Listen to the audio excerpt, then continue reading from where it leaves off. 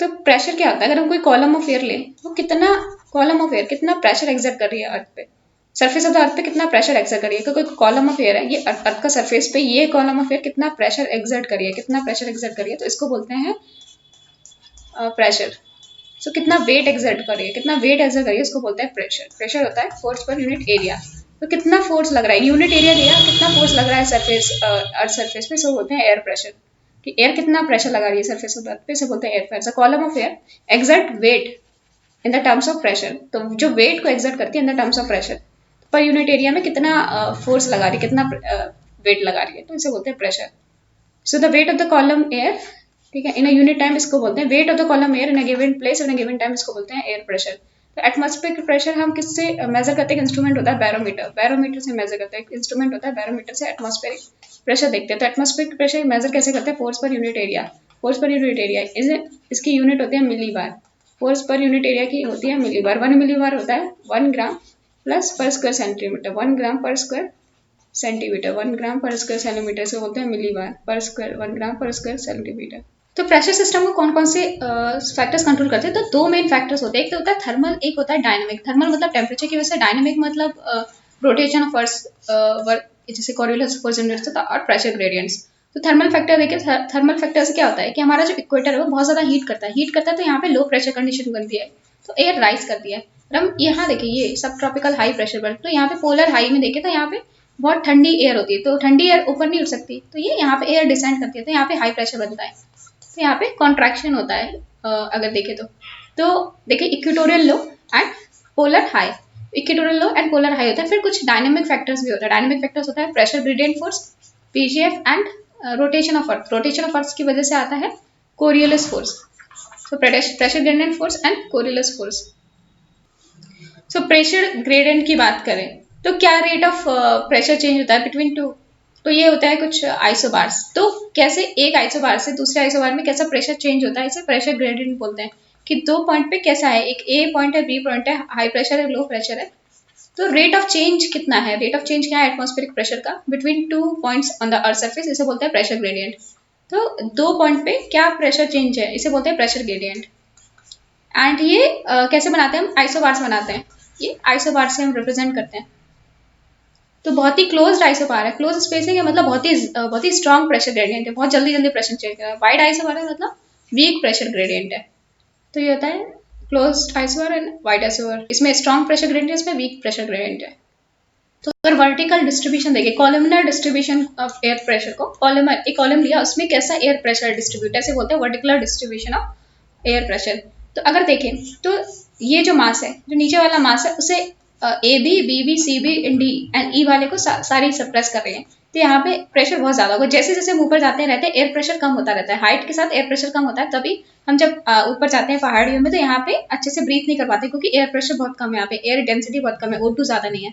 तो higher layers जो होती हैं वो लेस कंप्रेस होती हैं as compare to lower layer.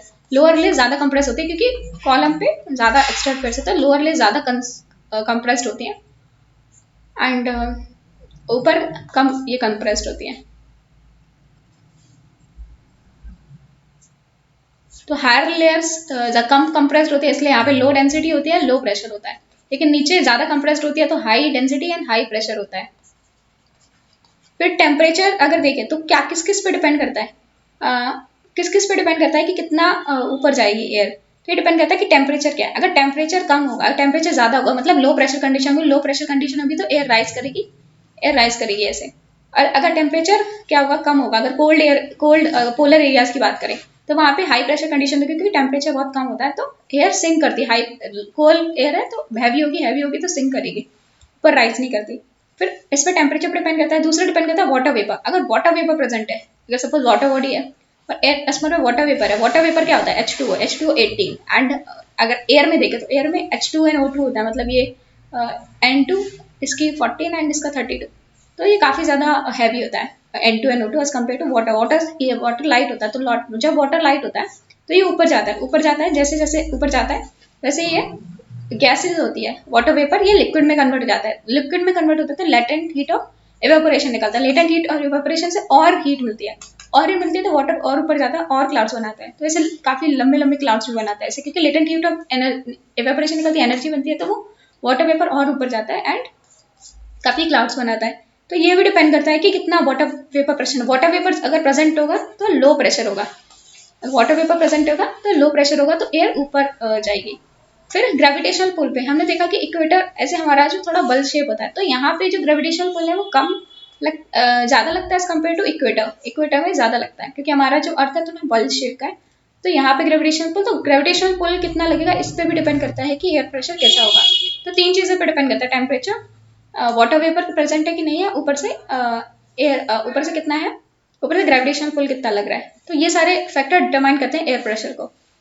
Vertical distribution देखते हैं हम एयर प्रेशर का, ये फैक्टर डिटरमाइन करते हैं और हाइट के साथ ये वेरी करता है। एंड जैसे जैसे ऊपर जाते रहते हैं प्रेशर जो है वो डिक्रीज करता जाता है, with increase in height pressure decrease करता है। एंड राइजिंग प्रेशर हो रहा है, राइजिंग प्रेशर मतलब ऊपर जाके राइजिंग प्रेशर हो रहा है, मतलब fine and settle weather condition है। Fine and settle weather, fine and settle मतलब हाई प्रेशर कंडीशन है, मतलब एयर डिसेंड कर रही है तो एक स्टेबल कंडीशन बनेगी, एयर डिसेंड कर रही है कोई भी बारिश वारिश नहीं होगी। लेकिन अगर फॉलिंग प्रेशर है, प्रेशर गिर रहा है मतलब लो प्रेशर कंडीशन है, तो एयर असेंड करेगी एंड क्लाउड बनेंगे, तो क्लाउडी वेदर होगी, अनस्टेबल कंडीशन होगी। तो फाइन एंड स्टेबल कंडीशन में फाइन एंड सेटल वेदर मतलब high pressure condition, and falling pressure unstable condition and cloudy weather होगा लो प्रेशर कंडीशन में। तो अगर एटमॉस्फेरिक प्रेशर है एल्टीट्यूड में अगर ग्राफ बनाए, तो ये अगर एटमॉस्फेरिक प्रेशर है एंड ये एल्टीट्यूड है, तो ये जैसे जैसे एल्टीट्यूड बढ़ा है एटमॉस्फेरिक प्रेशर कम हो रहा है। और जो हाई प्रेशर कंडीशन है उसे हम स्टेबल कंडीशन बोलते हैं, एंड लो प्रेशर कंडीशन को अनस्टेबल कंडीशन बोलते हैं, जिसमें बारिश होती है लो प्रेशर कंडीशन क्योंकि एयर राइज करती है, एंड हाई प्रेशर कंडीशन को स्टेबल कंडीशन बोलते हैं। तो हॉरिजॉन्टल डिस्ट्रीब्यूशन के लिए भी वही फैक्टर जो वर्टिकल डिस्ट्रीब्यूशन के लिए होता है, जैसे एयर टेम्परेचर, एयर टेम्परेचर देखें तो इक्वेटर पे तो लो प्रेशर रहता है क्योंकि डायरेक्ट सनलाइट एयर पड़ती है, यहाँ पे इनडायरेक्ट सनलाइट पड़ते हैं, तो यहाँ पे हाई प्रेशर होता है, दोनों जगह हाई प्रेशर होता है, तो ये एयर टेम्परेचर। फिर अर्थ रोटेशन, अर्थ रोटेशन की बात करें तो कोरियोलिस फोर्स पे डिपेंड करता है, कोरियोलिस फोर्स ये डिटरमाइन करता है जीई कोरियोलिस ने। फिर प्रेजेंस ऑफ वाटर वेपर, तो वाटर वेपर कैसे presence of water vapour inversely related to pressure, ये इन्वर्सली रिलेटेड है प्रेशर से। तो जैसे H2 है, H2 प्रेजेंट तो 18, इसकी क्या होगी 18, तो ये O2 एंड N2 से लाइट है तो राइज करेगा, तो लो प्रेशर कंडीशन होगी, जहाँ पे वाटर वेपर होगा वहाँ पे लो प्रेशर कंडीशन होगी। तो जब अर्थ रोटेट करता है 2 टाइप के फोर्स लगते हैं, एक सेंट्रीपिटल फोर्स लगता है जो सेंटर की तरफ लगता है, एक सेंट्रीफ्यूगल फोर्स। इस सेंट्रीपिटल फोर्स को मैनेज करने के लिए एक सेंट्रीफ्यूगल फोर्स लगता है। तो इससे क्या होता है कि डिफ्लेक्शन ऑफ एयर होता है, डिफ्लेक्शन ऑफ एयर मतलब एयर जो ऐसे जा रही है, अगर हम ट्रेड विंड देखें ऐसे जाना चाहिए सीधे, लेकिन बिकॉज ऑफ डिफ्लेक्शन ये ऐसे ऐसे जाती है ऐसे, तो क्या होता है क्योंकि डिफ्लेक्शन की वजह से होता है। एंड वाटर वेपर अगर ज़्यादा होगा तो लो प्रेशर होगा, वाटर वेपर अगर कम होगा तो हाई प्रेशर होगा। तो lower quantity of water vapour मतलब हाई प्रेशर है, and high quantity of water मतलब लो प्रेशर है। तो हम फेरल्स लॉ को, कोरियोलिस फोर्स को हम डायग्राम से समझते हैं। ये है अर्थ में है, यहाँ पे ये है हमारा इंटरट्रॉपिकल कन्वर्जेंस जोन, ये इक्वेटर पे 0 डिग्री पे हमारा है 0 डिग्री पे। तो ये जो लो प्रेशर बनता है 0 डिग्री थर्मल रीजन्स की वजह से, क्योंकि यहाँ पे डायरेक्ट सनलाइट रेज आती है, डायरेक्ट सनलाइट की डायरेक्ट रेज आती है, तो यहाँ पे 0 डिग्री पे लो प्रेशर बनता है। एंड यहाँ पे इनडायरेक्ट सनलाइट रहती आती है तो ये ठंडा रहता है, तो यहाँ पे हाई प्रेशर बनता है, तो ये थर्मल रीजन की वजह से। फिर डायनामिक रीजन की वजह से एक पोलर फ्रंट बनता है बीच में, एंड एक हॉर्स लैटिट्यूड यहाँ पे बनता है। तो यहाँ पे कैसे बनता है देखिए, जैसे विंड्स है, विंड्स को डायरेक्टली अगर देखा जाए, ये लो प्रेशर है, ये हाई प्रेशर कंडीशन मतलब डायरेक्ट यहाँ पे आना चाहिए, लेकिन विंड्स ऐसे डायरेक्ट नहीं आती हैं इधर। तो विंड्स क्या करती हैं, ये यहाँ पे आके ये रुक जाते हैं क्योंकि कोरियोलिस फोर्स की वजह से। अगर यहाँ पे देखें तो अपने राइट में, नीचे लेफ्ट में, मतलब यहाँ आ रही है, अगर इसके डायरेक्शन से देखें तो यहाँ से ओरिजिनेट हो रही है, इसका राइट क्या होगा, इसका राइट होगा इस साइड, तो विंड ऐसे डिफ्लेक्ट होती है। तो इसे बोलते हैं पोलर ईस्टर्लीज, ये ईस्टर्लीज क्योंकि ईस्ट डायरेक्शन से आ रही है, पोलर ईस्टर्लीज होते हैं। फिर ये पोलर फ्रंट बनता है, पोलर फ्रंट ये होता है low pressure, polar front low pressure, क्योंकि अर्थ के रोटेशन की वजह से यहाँ से आउटवर्ड विंड जाने लगते हैं, तो एक विंड यहाँ पे डिसेंड करती है, एक विंड यहाँ पे डिसेंड करती है, तो ये कंडीशन बनती है। तो अगर ये अर्थ है तो यहाँ पे पोलर फ्रंट बनता है, पोलर फ्रंट बनता है क्योंकि फिर यहाँ पे हाई प्रेशर है ऊपर, एंड यहाँ पे भी यहाँ पे है वर्ड्स लैटिट्यूड पे हाई प्रेशर। फिर ये जो विंड है यहाँ से कोरियोलिस फोर्स की वजह से विंड यहाँ से डाइवर्ट करती है, एंड यहाँ पे जाके डिसेंड करती है, यहाँ पे जाके डिसेंड करती है। तो ये है पोलर यह है पोलर ईस्टर्लीज। पोलर ईस्टर्लीज ऐसे ऐसे आते हैं। फिर हमारा होता है कि दूसरा, यहाँ पे फिर हाई प्रेशर कंडीशन है, यहाँ पे लो प्रेशर कंडीशन है, तो यहाँ से विंड यहाँ जाती है। ये ऐसे क्यों डिफ्लेक्ट हो रही है? क्योंकि ये ऐसे जा रही है, अपने राइट में डिफ्लेक्ट होगी नदर हेमिस्फेयर में, तो राइट में डिफ्लेक्ट हो जाती है। फिर एक जो विंड, ये है हाई प्रेशर कंडीशन एंड बीच में है, हमें पता है 0 डिग्री लो प्रेशर कंडीशन, फिर विंड यहाँ पे जाएगी। ऐसे डिफ्लेक्ट क्यों हो रही है? ये ट्रेड विंड्स, इन्हें ट्रेड विंड्स बोलते हैं। ऐसे डिफ्लेक्ट हो रही है क्योंकि ये ऐसे जा रही है, अपने राइट में ऐसे जा रही थी, अपने राइट में रिफ्लेक्ट होगी, तो अपने राइट में डिफ्लेक्ट होगी, ऐसे डिफ्लेक्ट होगी। वैसे ही साउथ में अपने लेफ्ट में डिफ्लेक्ट होती है। अपने लेफ्ट में कैसे डिफ्लेक्ट होगी साउथ में? जैसे विंड ऐसे जा रही थी, लेकिन अपने लेफ्ट में डिफ्लेक्ट हो जाएगी, ऐसे आती है अपने लेफ्ट में, तो ट्रेड विंड्स ऐसे चलती हैं। फिर यहाँ पे होता है हमारा हॉर्स लैटिट्यूड ऊपर था, यहाँ पे ये विंड ऐसे जानी चाहिए थी, क्योंकि ये 0 डिग्री है, फिर ये हाई प्रेशर है, फिर ये लो प्रेशर है, फिर हाई प्रेशर है। तो high pressure to low pressure, तो पोलर ईस्टर्लीज ऐसे जाएंगी। फिर लो प्रेशर या हाई प्रेशर है, तो ये वेस्टर्लीज ऐसे जाएंगी। वेस्टर्लीज क्योंकि वेस्ट डायरेक्शन से आ रही है, ये भी ये होगी। तो ऐसे ये सेल बनता है। ठीक है, इसकी वजह से कोरियोलिस फोर्स की वजह से, एयर टेम्परेचर की वजह से हमें पता है कि एयर डायरेक्टली यहाँ पे पड़ती है, तो यहाँ पे हाई यहाँ पे लो प्रेशर होता है बिकॉज डायरेक्टली पड़ते हैं। यहाँ पे इन दोनों जगह क्या होता है, हाई प्रेशर होता है बिकॉज यहाँ पे कूल कंडीशन होती है, क्योंकि यहाँ पे सनलाइट डायरेक्टली नहीं पहुंचती है। तो एयर टेम्परेचर की वजह से high pressure condition and low pressure condition create होती है। 3 चीजें बनती है पोलर बेल्ट, वो थर्मल रीजन की वजह से। तो बेटा यहाँ पे लो प्रेशर एंड यहाँ पे high pressure, north pole and south pole, यहाँ पे हाई प्रेशर एंड यहाँ पे लो प्रेशर, तो ये थर्मल रीजन की वजह से। एंड और बाकी जो प्रेशर बेल्ट बनती है ये वो डायनेमिक रीजन की वजह से बनती है, कोरियोलिस फोर्स की वजह से। तो अब अगर हम देखें तो 7 प्रेशर बेल्ट है। 7 प्रेशर बेल्ट में एक इक्वेटोरियल लो, एक होगी इक्वेटोरियल लो, फिर 2 सब ट्रॉपिकल हाई, 2 सब ट्रॉपिकल हाई, सब ट्रॉपिकल लो के बाद सब ट्रॉपिकल हाई, फिर 2 सब पोलर लो, 2 सब पोलर लो, ये 2 सब पोलर लो, सब पोलर एरिया में लो, 2 सब पोलर लो, फिर 2 पोलर हाई, फिर ये होगी 4th नंबर पे 2 पोलर हाई, ये north pole and south pole 2 polar high. तो ऐसे बनती है ये 7 प्रेशर बेल्ट बनती है। तो एक इक्वेटोरियल लो, बाकी 2 2 2 1 2 1 2, मतलब यहाँ पे जो वही सदर्न हेमिस्फीयर बस 1 0 डिग्री 1 होता है, बाकी यहाँ पे 1 2 3 4 5 6 7, तो ऐसे 7 प्रेशर बेल्ट बनती है। एंड सिर्फ 3 जो प्रेशर बेल्ट है वो थर्मल रीजन की वजह से 0 डिग्री 90 डिग्री है। बाकी ये जो बीच में बन रही है 4 प्रेशर बेल्ट, ये डायनेमिक रीजन की वजह से है।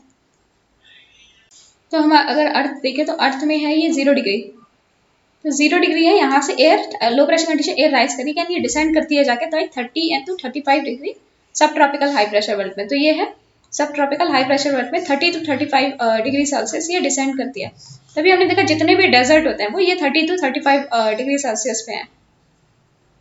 तो डेजर्ट देखिए सारे 30 to 35, जैसे मोहर, ये मोरन डेजर्ट यूएसए में, Sahara desert, Thar desert, Arabian desert and ये टकला मकान को भी चलिए 30 to 35 डिग्री, ये सारे डेजर्ट पे, क्योंकि हाई प्रेशर कंडीशन होती है। इक्वेटर से जो रेयर आती है वो यहाँ पे डिसेंड करती है, तो सारे डेजर्ट यहाँ पे होते हैं। इवन साउथ में भी देखो Patagonia, Atacama desert, Namib desert, Kalahari desert and Great Australian Desert, सब इसी रेंज में होते हैं क्योंकि यहाँ पे हाई प्रेशर कंडीशन होती है। तो कोरियोलिस फोर्स की वजह से और बनती है।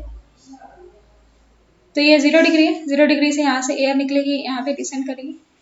तो अब हम तो 0 डिग्री से यहाँ एयर डिसेंड करेगी, फिर यहाँ पे एयर डिसेंड करेगी एंड फिर यहाँ पे क्यों है, यहाँ पे हाई प्रेशर है, फिर इसके ऊपर लो प्रेशर है, लो प्रेशर है तो एयर लो प्रेशर है राइज करके फिर यहाँ डिसेंड करेगी, एक यहाँ डिसेंड करेगी, तो यहाँ पे हाई प्रेशर, फिर लो प्रेशर, फिर हाई प्रेशर, फिर लो प्रेशर।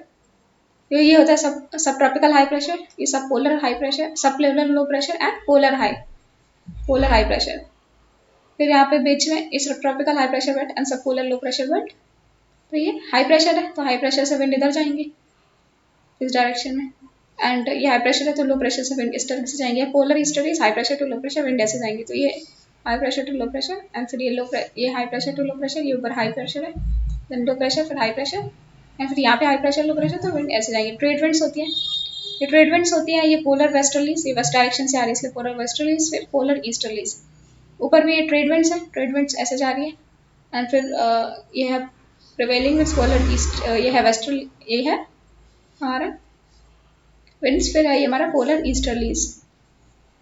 और हम बात करें तो इसको बोलते हैं Hadley cell, Ferrel cell and polar cell. तो पहले HFP, Hadley cell, Ferrel cell and polar cell. तो पहले बनता है Hadley cell, Ferrel cell and polar cell.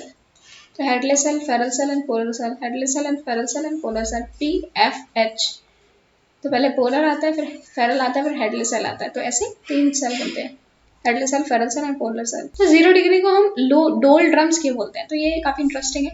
0 degree को हम डोल ड्रम्स क्यों बोलते हैं? क्योंकि एक तो ये सब ट्रॉपिकल हाई प्रेशर जो बेल्ट है, अगर हम कलर चेंज करें तो सब ट्रॉपिकल हाई प्रेशर बेल्ट है ये, सब tropical high pressure belt.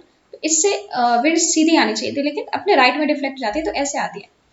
And ये सब ट्रॉपिकल हाई प्रेशर बेल्ट है, यहाँ से विंड ऐसे डिफ्लेक्ट होती है। लेकिन ये जो बीच है 0 डिग्री है, यहाँ पे कोई भी प्रेशर, कोई भी एयर नहीं होती, इसे यहाँ पे कोई एयर प्रेशर नहीं होता, कोई एयर नहीं होती, क्योंकि जो विंड यहाँ से आ रही है, इसे साउथ ईस्ट ट्रेड विंड बोलते हैं, साउथ ईस्ट डायरेक्शन से आ रही है। एंड जो ये विंड आ रही है नॉर्थ ईस्ट ट्रेड विंड बोलते हैं, क्योंकि नॉर्थ ईस्ट डायरेक्शन से आ रही है। ये दोनों ऊपर राइज करती है, दोनों राइज करती है ऊपर, एंड ऊपर राइज करती है, ये भी राइज करती है, ये भी राइज करती है। लेकिन ये बीच में 0 डिग्री में कोई भी एयर नहीं होती, क्योंकि दोनों एयर आके ऊपर राइज करते हैं, मिक्सिंग कुछ नहीं होती। तो इसलिए यहाँ पे डोल ड्रम्स बोलते हैं इनको, डोल ड्रम्स। डोल ड्रम्स क्यों? क्योंकि जो भी शिप जाते थे यहाँ पे अटक जाते थे जाके, क्योंकि एयर प्रेशर नहीं है, एयर प्रेशर से ही आगे बढ़ता है शिप। तो इसे बोलते थे डोल ड्रम्स। 0 डिग्री पे बनता है डोल ड्रम्स, क्योंकि एयर नहीं होती यहाँ पे। 0 डिग्री में जो नॉर्थ ईस्ट ट्रेड विंड्स और साउथ ईस्ट ट्रेड विंड दोनों ही ऊपर उठती है, एंड यहाँ पे लो प्रेशर कंडीशन क्रिएट हो जाती है, क्योंकि एयर यहाँ पे राइज करती है। तो एयर यहाँ पे कोई होती नहीं है, तो यहाँ पे बहुत काम कंडीशन होती है, इसलिए इसे डोल ड्रम्स बोलते हैं। यहाँ पे कोई ब्रीज कंडीशन नहीं होती है, इसे डोल ड्रम्स बोलते हैं। होती है सब ट्रॉपिकल हाई प्रेशर बेल्ट। तो हमने 0 डिग्री देख लिया, डोल ड्रम्स है। डोल ड्रम्स के ऊपर आता है सब tropical high pressure belt, 30 to 35 degree. तो ये एयर जो यहाँ से जाती है यहाँ पे डिसेंड करती है, और ऊपर यहाँ से भी, इस वाली से भी, ये सब पोलर हाई जो होता है, सब पोलर लो होता है, यहाँ से भी एयर डिसेंड करती है। तो यहाँ पे क्या होती है, हाई प्रेशर कंडीशन क्रिएट हो जाती है। तो हाई प्रेशर कंडीशन, इसे हॉर्स लैटिट्यूड बोलते हैं। हॉर्स लैटिट्यूड क्यों बोलते हैं? क्योंकि यहाँ पे हाई प्रेशर कंडीशन है, तो यहाँ पे जो शिप जाते थे वो यहाँ पे अटक जाते थे, तो अपने हॉर्स को वो पानी में फेंक देते थे, इसलिए इसको हॉर्स लैटिट्यूड बोलते हैं। 30 to 35 डिग्री बहुत हाई प्रेशर कंडीशंस होते हैं यहाँ पे।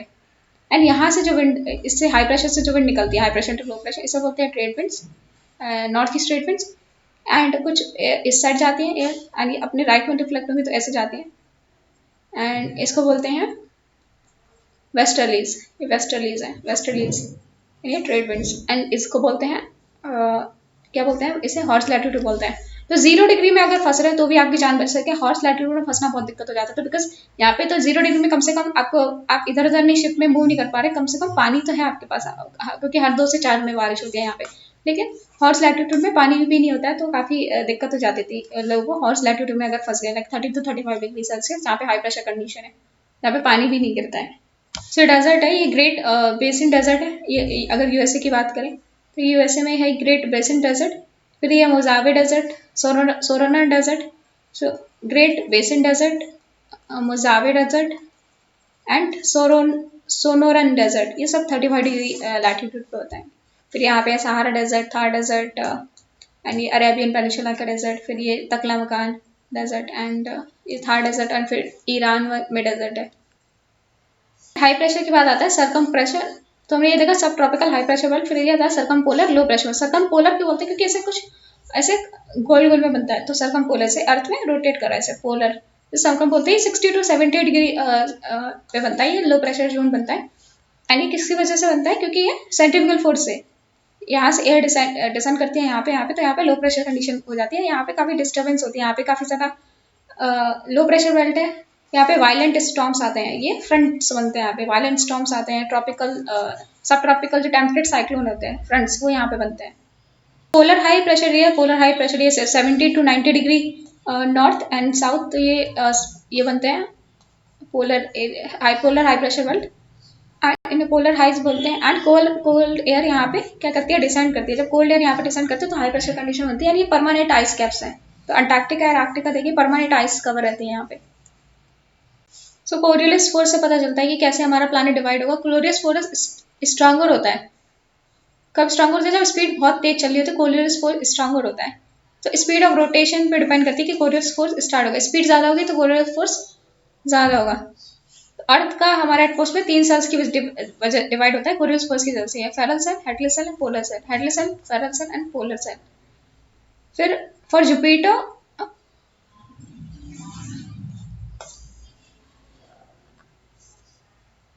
अगर विंड बहुत ज्यादा तेजी से चले तो कोरियोलिस फोर्स भी तेजी से लगेगा। जैसे अगर कोई साइकिल तेजी से चला रहे तो एकदम बहुत तेजी से टक्कर होती है, तो वैसे ही कोरियोलिस फोर्स जितनी ज्यादा विंड होगी उतना ही ज्यादा कोरियोलिस फोर्स लगेगा, उतना ही ज्यादा तेजी से डिफ्लेक्ट होगा।